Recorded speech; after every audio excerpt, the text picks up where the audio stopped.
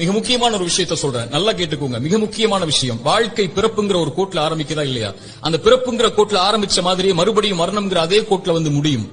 பிறக்கும் போது எப்படி ஒண்ணும் இல்லாம வந்தானோ அதுபோல மரணிக்கும் போதும் ஒண்ணுமே இல்லாம எல்லாத்தையும் விட்டுட்டு போயிருவான். அவனுடைய செல்வம், சொத்து, குடும்பம், குழந்தை எல்லாத்தையும் விட்டுட்டு ஒண்ணும் இல்லாம பிறந்தது மாதிரியே போய் சேர்ந்துருவான்.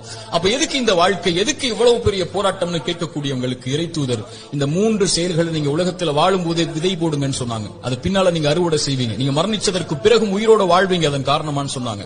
அந்த 3 விஷயம் என்ன தெரியுமா? முதல் விஷயம், இறைவன் உங்களுக்கு செல்வம் ஒண்ணு கொடுப்பான், அது பிறருக்கு இந்த உலகத்திலேயே கொடுத்து உதவுங்க. அதன் மூலமாக ஒரு பலன் பெற்றிருந்தால், அதன் மூலமாக இன்னொரு பலன் பெற்றிருந்தால் அந்த தொடர் நன்மை உங்களுக்கு வந்தடையும் சொன்னாங்க.